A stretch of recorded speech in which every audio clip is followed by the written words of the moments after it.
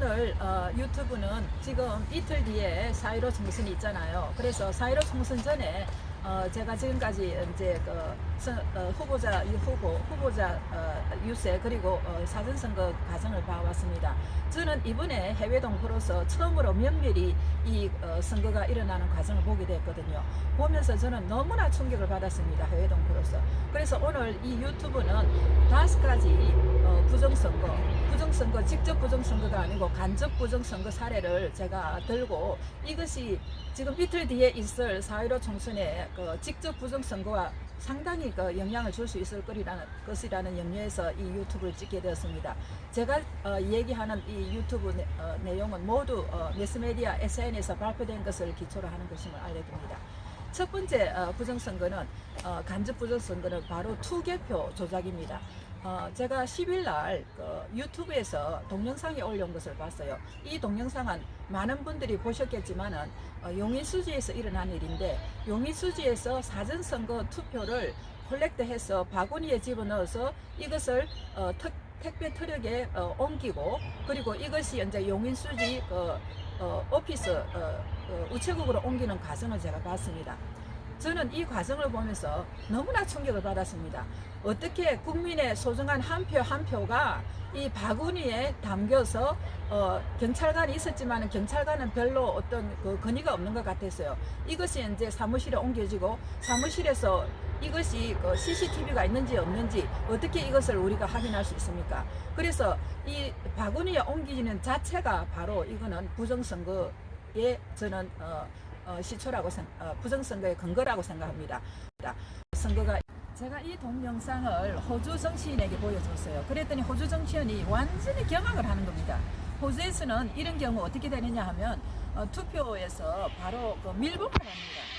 단단히 밀봉을 해서 이것이 이제 나중에 진짜 투표가 있는 날 중앙선거관리위원회, 이것은 중립적으로 완전히 중립적인 사람이 입회하고, 그 다음에 여야 대표들이 입회한 가운데서 이것이 투명하게 개표됩니다. 그래서 우리나라도 두 번째는 표본 조작입니다. 지금까지 여론조사 기관에서 여론조사한 것을 보면 미래통합당이 굉장히 낮게 나오는 걸로 되어 있고, 지금 더불어당은 180석을 얻는다고 지금 호언장담하고 있습니다. 저는 이것은 완전히 여론조작의 결과라고 생각합니다. 이것은 제가 주장하는 것이 아니고, 옛날에 좌파였던 최상천이라는 사람의 유튜브가 있어요. 사람나라라는 유튜브에 그 사람의 분석은 아주 정확한 분석입니다. 과거의 이제 선거 결과, 그리고 선거 표본을 정확하게 과학적으로 따져서 통계를 낸 결과에 의하면, 지금 현재 모든 여론기관에서 통계를 내는 것은 바로 표본 조작을 한다고 그럽니다. 이 말은 무슨 말이냐 하면, 더불어민주당을 찍는 사람을 2배 아니면 3배를 선택해서 그 선거 결과 선거 결과를 낸다고 합니다. 그래서 지금까지 우리가 선거 결과를 내는 것에 10%에서 20% 빼서 보면 정확한 투표 결과가 아닌가 생각합니다. 그래서 우리가 지금 대부분의 미래통합당에서 나오는 후보자들이 지금 선전하고 있다는 것을 저희는 여러분들에게 알려주고 싶고, 절대 패배의식에 젖어서 투표를 포기하지 말기를 바랍니다. 세 번째는 여론조작으로 부정선거를 저지르고 있습니다. 여러분들이 생각할 때 이 부정선거는 국내 사람을 이용할 수도 있고 국외 사람을 이용할 수 있어요.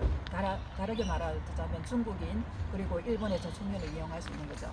첫째는 우리가 문재인 정부가 3가지 쿠데타를 일으켜서 사실을 알아야 됩니다. 첫째 쿠데타는 드루킹 사건이죠. 5.9 선거 때 이미 그때 여론조작을 했다는 증거가 이미 나와 있습니다.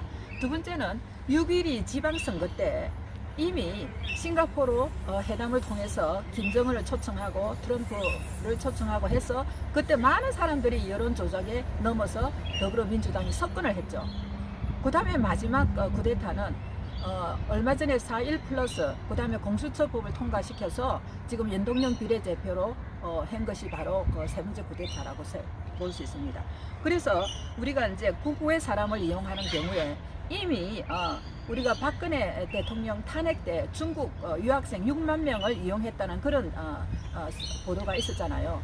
이번에 4월 10일 TV조선 채널 19번의 탐사보도에서 보도한 바에 의하면 중국에 오마이당 댓글 부대가 있다고 합니다. 이 댓글 부대 1000만 명을 이용해서 이번에 한국 내정 간섭을 하고 있다는 보도를 했습니다. 거기에 최근에 문재인을 탄핵하라는 청원서가 나왔잖아요. 그때 차이나 조선족 댓글 부대를 이용해서 3일인가 4일 만에 완전히 100만 이상 문재인을 청원을 탄핵을 반대한다는 그런 청원이 나왔습니다. 그래서 이것이 조선족 중국인에 의해서 우리나라의 국내 여론이 조직적으로 조작되고 내정 간섭한다는 증거가 이미 나왔습니다.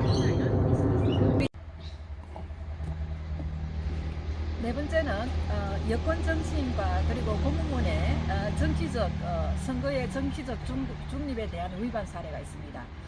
조선일보 4월 10일자 보도에 의하면 금 합동수사단 출신 인사들이 이번 총선에서 다음과 같은 말을 했다고 여러 번 했다고 합니다. 1번, 그러니까 더불어민주당을 찍어야 한다. 우리는 다 한 빼다. 정권 바뀌면 죽는다. 그래서 문재인 정권이 10년을 가야 우리 군생활을 유지할 수 있다고 이런 말을 여러 번 퍼뜨리면서 더불어민주당을 찍어야 한다고 했다고 합니다. 어떻게 이런 말을 할 수가 있습니까?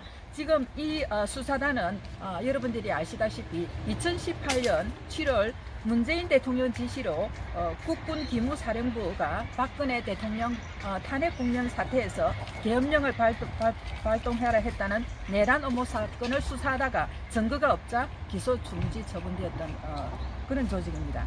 그 다음에 또 한 가지는 최근 여권 인사들이 야당과 후보에 대한 너무 심한 언어 폭력을 하는 거예요. 예를 들어서 이해찬 더불어 전 대표는 정말 해서는 안 되는 말을 했습니다.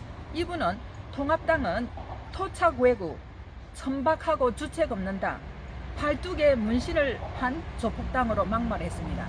어떻게 한 여당의 대표가 이런 말을 할 수가 있습니까? 그리고 김진태 후보지에는 허영이라는 여당 후보가 있는데 이분이 카톡방에서 진퇴 저격팀을 만들어 방해하자는 대화가 오고 갔다고 합니다.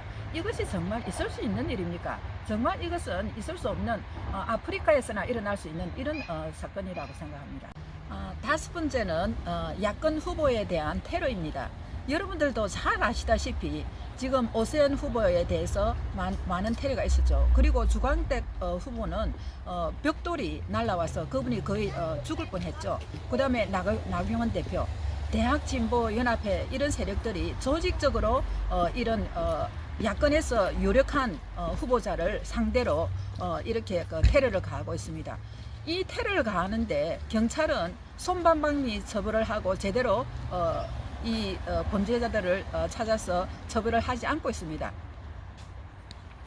지금까지 5가지 간접적 부정선거 사례를 들었습니다. 저희 해외 동포들은 이 간접적 부정선거 사례가 지금 이틀 뒤에 있을 4.15 총선에 영향을 끼치지 않을까 상당히 염려를 하고 있습니다. 지금 이 사례를 보면 우리 해외 동포 눈으로 볼 때는 우리나라가 민주주의가 아니고 완전히 제3세계 미개 국가로 밖에 보이지 않습니다. 그래서 이 부정선거 이슈는 사실은 옛날부터 있어 왔습니다. 그래서 이번에 이 부정선거 이슈를 확실히 없애서 누가 이기든 간에 공정하게 그 선거 결과에 승복할 수 있도록 우리가 이 선거가 끝나고 나면 여러 가지 선거의 허점을 입법화하도록 해야 된다고 생각합니다. 저는 개인적으로 이 선거에 별로 큰 기대는 하지 않습니다. 야당이 이기든 여당이 이기든 저는 큰 관심은 별로 없습니다. 왜냐하면 결국은 우리나라는 자유민주주의 국가로 갈 것이고 그쪽에 선 사람들이 승리할 것을 믿기 때문입니다. 감사합니다.